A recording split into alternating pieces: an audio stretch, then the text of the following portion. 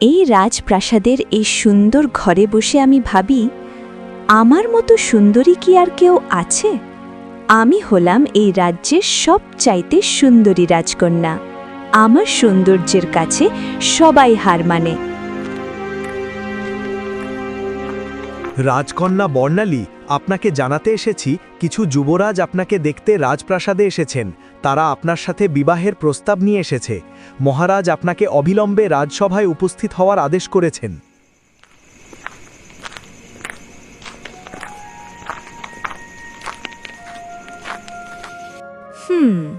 ঠিক আছে, রাজসভায় যাই তাহলে। দেখি তো আমার বিয়ের প্রস্তাব নিয়ে কোনো যুবরাজ এসেছে। হয়তো কোনো গরিব যুবরাজই হবে। চল আগে গিয়ে তার মুখটা একটু দর্শন করে আসি, দেখি তো সে আসলে কেমন।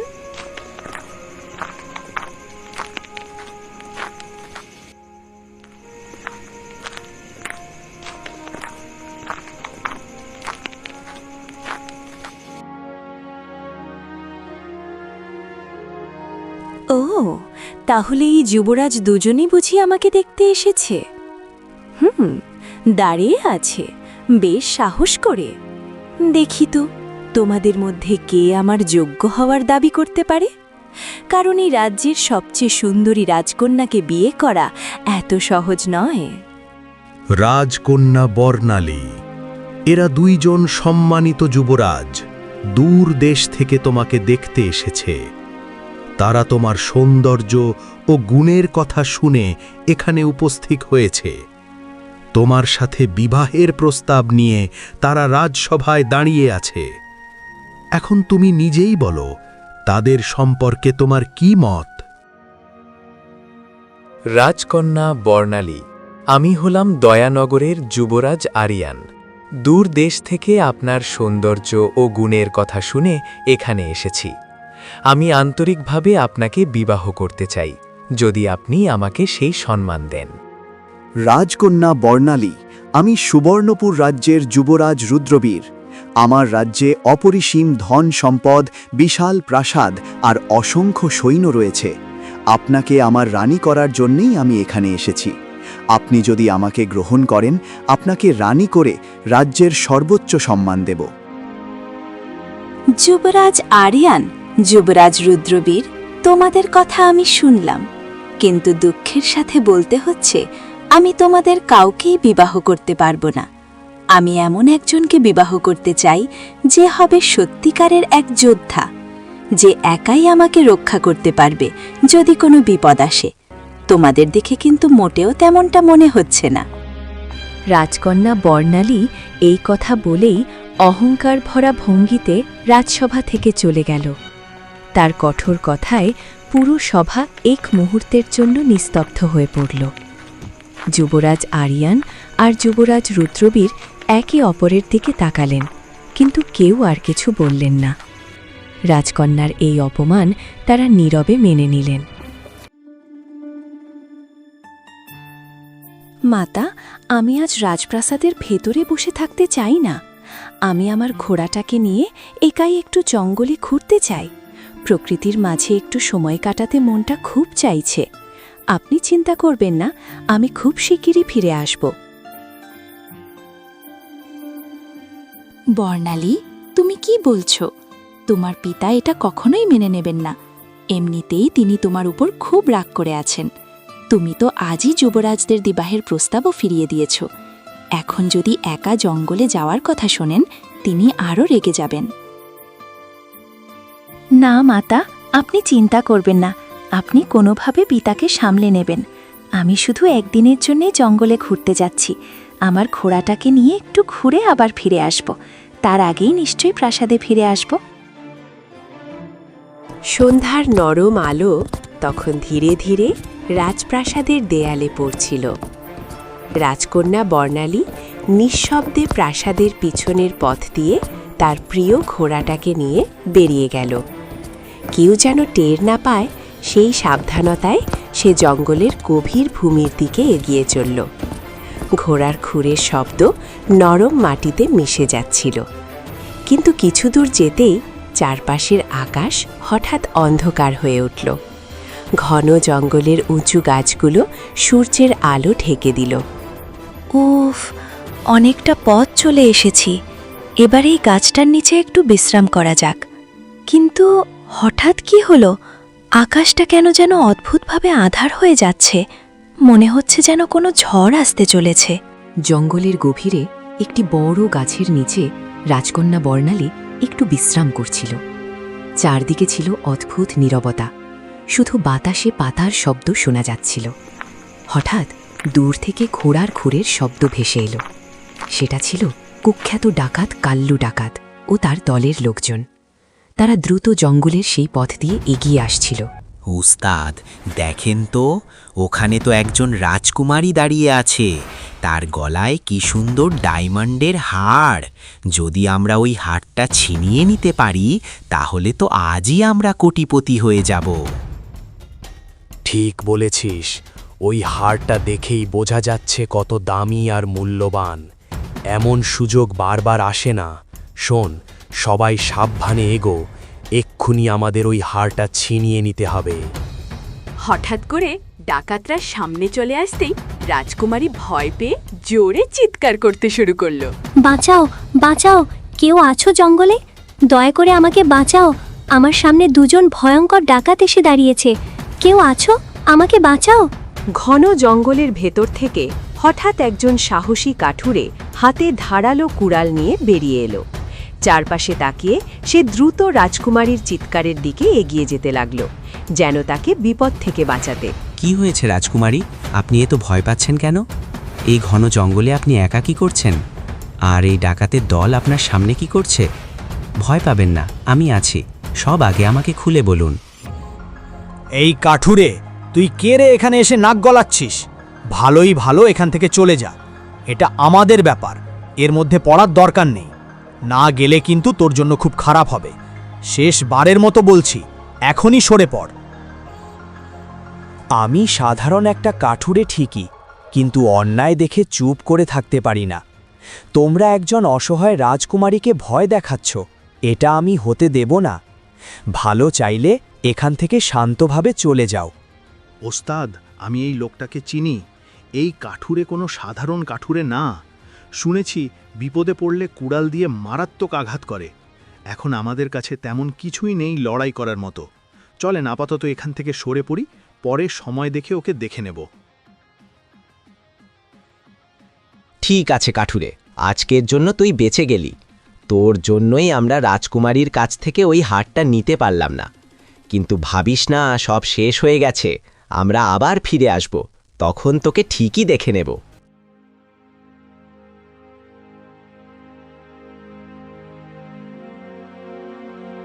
সত্যি, আজ তোমাকে দেখে আমি অবাক হয়ে গেছি। তুমি অনেক সাহসী। তুমি তো কোনো সাধারণ কাঠুরে নও। একাই ডাকাতদের সামনে দাঁড়িয়ে গেলে। আজ তুমি না থাকলে হয়তো আমি বড় বিপদে পড়তাম। আপনি ওদের চেনেন না রাজকুমারী, ওরা খুব ভয়ঙ্কর। ওরা হলো কাল্লু ডাকাতের দল। এই জায়গায় আপনার একা থাকা একদম নিরাপদ নয়। ওরা আবার ফিরে আসতে পারে। চলুন, আপাতত আপনি আমার বাড়িতে চলুন, সেখানে নিরাপদে। তারপর সাহসী কাঠুরে রাজকুমারীকে শান্ত করে বলল ভয় না পেতে।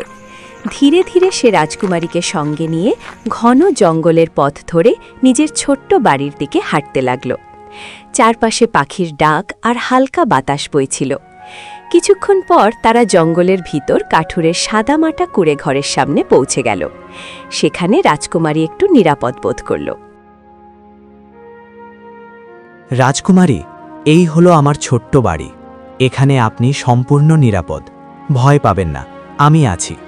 আপনি একটু বসে বিশ্রাম নিন, তারপর আমাকে সব কথা খুলে বলবেন। কাঠুরে, সত্যি তোমাকে আমি অনেক ধন্যবাদ জানাই। আজ তুমি না থাকলে হয়তো সেই ভয়ঙ্কর ডাকাতদের হাত থেকে আমি বাঁচতে পারতাম না। তুমি একা হয়েও এত সাহস করে তাদের সামনে দাঁড়ালে। সত্যি তোমার সাহস দেখে আমি অবাক হয়ে গেছি। তুমি শুধু একজন সাধারণ কাঠুরে নও, তুমি একজন সত্যিকারের যোদ্ধা। রাজকুমারী, আমাকে এত বড় করে দেখবেন না। আমি শুধু একজন সাধারণ কাঠুরে, কিন্তু অন্যায় দেখলে চুপ করে থাকা আমার পক্ষে সম্ভব নয়। আপনি বিপদে ছিলেন, তাই আপনাকে সাহায্য করা আমার দায়িত্ব ছিল। এতে ধন্যবাদ দেওয়ার কিছু নেই। কাঠুরে, তুমি সত্যি খুব ভালো মানুষ। তোমাকে আমার খুব ভালো লেগেছে, কিন্তু কাল আমাকে আবার প্রাসাদে ফিরে যেতে হবে। রাজ্যের অনেক দায়িত্ব আমার অপেক্ষা করছে। তুমি ভালো থেকো কাঠুরে ভাই, আমি তোমাকে কখনো ভুলব না। পরদিন সকালে রাজকুমারী ধীরে ধীরে কাঠুরের ছোট্ট বাড়ি থেকে বিদায় নিল। আজকের সাহসী কাঠুরের সাহায্য তার জীবনকে কতটা রক্ষা করেছে। পাখির ডাক আর হালকা বাতাস তার পথে সঙ্গী হল। শেষ পর্যন্ত সে রাজপ্রাসাদের বড় গেটে পৌঁছালো।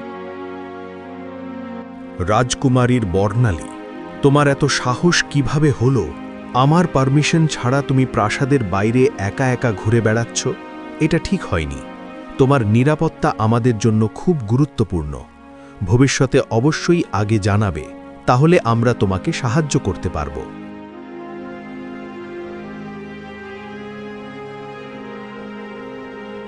মহারাজ, বর্ণালী আমাকে বলেছিল যে সে জঙ্গলে একটু ঘুরতে যাবে, কিন্তু সত্যিই বলতে সে সেখানে থাকায় আর ভালো লাগছে না। দুঃখিত, এই খবরটি আপনাকে আগে জানানো হয়নি। আমি চাই আপনি যেন চিন্তিত না হন, সবকিছু ঠিকঠাক আছে। পিতা, কালকে আমি একদম বিপদে পড়ে গিয়েছিলাম। কিছু ডাকাত এসে আমার ক্ষতি করার চেষ্টা করেছিল, কিন্তু আমাকে এক সাহসী যোদ্ধা কাঠুরে বাঁচিয়েছে। আপনারা আমার বিয়ের কথা আলোচনা করছিলেন, কিন্তু সত্যি বলতে আমি যদি বিয়ে করি, আমি চাই সে কাঠুরেকে আমার জীবনসঙ্গী হোক। সে শুধু সাহসী নয়, বরং খুব ভালো মানুষ।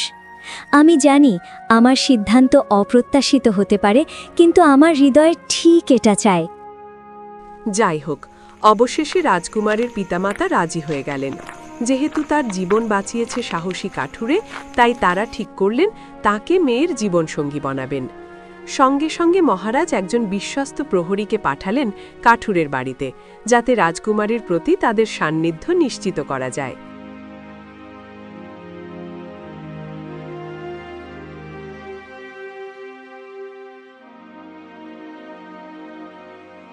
কাঠুরে ভাই, দেখো, তোমার জীবন এক মুহূর্তে বদলে গেছে, আর তোমাকে আর গরিব থাকতে হবে না।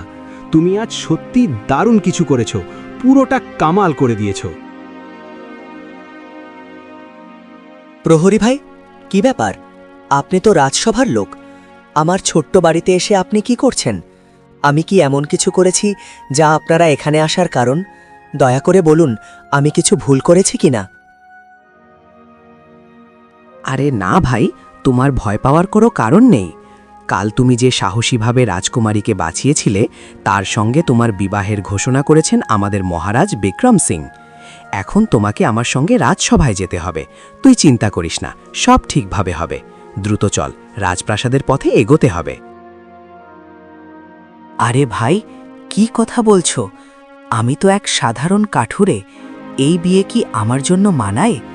তবুও মহারাজ যখন ডেকেছে, তাহলে চলো রাজসভায় যাই। আমি সব ঠিকঠাকভাবে করব। চলো এবার রাজপ্রাসাদের যাওয়া যাক।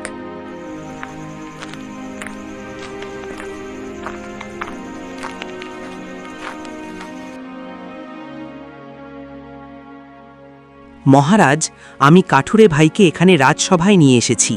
তিনি সেই সাহসী যোদ্ধা যে আজ রাজকুমারীর প্রাণ বাঁচিয়েছেন। সব প্রস্তুত মহারাজ, আপনার সামনে তিনি হাজির। তুমি নাকি আমার কন্যাকে রক্ষা করেছ ডাকাতদের হাত থেকে? সত্যি, তোমার সাহস প্রশংসনীয়। তুমি একজন সাহসী, নিঃসংকোচ ছেলে।